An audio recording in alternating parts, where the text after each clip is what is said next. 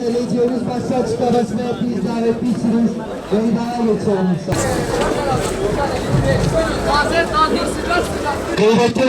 Mescid-i Aksa'yı ve Kudüs'ü özgürleştirilmesinin yıl dönümünü denk Müslüman Alimler Birlikleri tarafından düzenlenen bir haftadır. Allah'ın izniyle bunun 6. düzenlenişidir. Bu yılki sloganı Kudüs ve Gazze yakın bir umuttur. Bu hafta İsra ve Miraç gecesinin yıl dönümü ile Salahaddin Eyyubi'nin Mescid-i Aksa'yı ve Kudüs'ü özgürleştirmesinin yıl dönümünü denk gelmektedir. Değerli kardeşlerim, bu hafta ateşkes ve soykırımın durdurulmasıyla aynı zamana denk gelmiştir. Ancak savaş mübarek topraklarındaki Müslümanlara ve diğer Müslüman beldelerdeki Müslümanlara karşı sona ermemiştir. Bu hafta tüm dünyanın bu düşmanın gerçek yüzünü anladığı bir dönemin ardından gelmektedir. Ümmetin düşmanları şımartılmış köpekleri için tehlikeyi hissettiklerinde birleştirmişlerdir.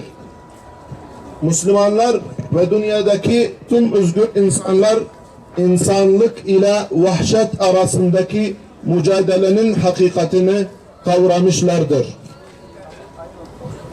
Aynı şekilde Gazze ve Filistin'deki mücahitler de düşmanı dosttan, cesuru korkaktan, samimiyi riyakardan ayırt etmiş ve anlamışlardır. Gazze'ye yönelik savaşın ardından onurlu insanların çoğunun vardığı sonuç şudur: şerrin ve zulmün başı, yılanın başı bu işgalci devlettir ve onun ortadan kaldırılması dünyanın dört bir yanındaki tüm mazlumların sorunlarının çözümüdür. Şimdi kardeşlerim, müsaadenizle kendime ve kardeşlerime bu hususları hatırlatmak isterim. 1. Kudüs'ün özgürlüğüne kavuşturulması şer'i ve dini bir vaciptir. İslami ve insani bir maslahat, bir yarardır. 2. Filistin, Kudüs, Mescid-i Aksa ve Gazze kendilerine yönelik komploların en tehlikeli evresinden geçmektedir. Düşmanlar Gazze ve Filistin'deki halkımıza, hatta dünyadaki tüm özgür insanlara karşı kör düşmanlıklarını açıkça ortaya koymuşlardır. 3. Şer'i görev şunu teyit eder ki Filistin'in tamamı İslam'ın bu ümmete bir ahdi ve boyunundaki bir emanetidir. Bu emanet eksiksiz ve tam olarak özgürleştirmedikçe ümmetin üzerindeki sorumluluk kalkmaz. Siyonist varlığın mevcudiyeti salt zulüm, saldırganlık ve batıldır. Buna karşı durulmalı ve mevcut her türlü güç imkanla geri püskürtülmemelidir. 4. Bu vesileyle ümmete her zaman hatırlatmalıdır ki Filistin, Aksa ve tüm topraklarıyla ancak güç kullanarak geri alınabilir.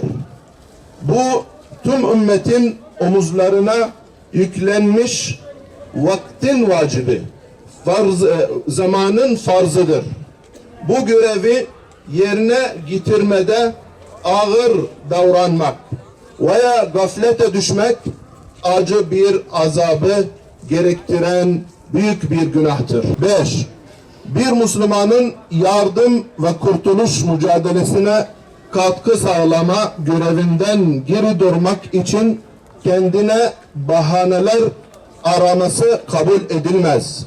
Aynı şekilde karşısına çıkan engeller, zorluklar veya meşakkatler nedeniyle bu görevden vazgeçmesi de kabul edilmez. Allah Teala kimseyi mazeretli saymamış ve cihadın sonunun daima hayır olduğunu beyan etmiş Celle Celaluhu. Nitekim Allah Teala mealen şöyle buyurmuştur. Savaşa, cihada gerek hafif, gerek ağır olarak süvari, piyade, silahlı, silahsız, genç, ihtiyar her durumda katılın ve mallarınızla, canlarınızla Allah yolunda cihad edin. Eğer bilirseniz bu sizin için daha hayırlıdır. 6. Siyonist devlet toprakları işgal ettiği ve Müslümanların kutsallarına, mallarına ve mülklerine el koyduğu sürece sadece Kudüs haftası değil, yılın tüm günleri Gazze ve Filistin ve Mescid-i Aksa gündemi olmalıdır. 7. Ümmetin öncüleri olan alimler, davetçiler, düşünürler ile cemaatler, partiler, dernekler ve diğer kurumlardaki yöneticiler ve dava adamları ortak hassasiyet ve görev bilinci konusunda en üstün örneği sergilemelidir. Din ve insanlığın bizden talep ettiği gereklileri yerine getirerek anlayış, sorumluluk, bilinci ve bunun sonuçlarını üstlenme konusunda güçleri yettiğince ümmetin diğer fertlerine örnek teşkil edecek güzel bir model olmalıdır. Ve son olarak müsaadenizle dua ile bitirmek istiyorum. Umulur ki bu mübarek günde icabet saatine duaların kabul olduğu vakte denk gelir inşallah.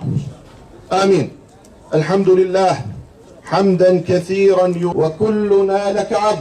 اللهم صل على سيدنا إمام المجاهدين مرفع راية التوحيد خفاقة عالية في ربوع العالم يا أكرم الأكرمين انصر إخواننا المجاهدين في الضفة الغربية والداخل يا رب العالمين واجعلها سخاء رخاء وحد صفوفنا وحد صفوفنا ألف بين قلوبنا أكرمنا بكرامتك يا رب العالمين de düşmanı dosttan cesuru korkak.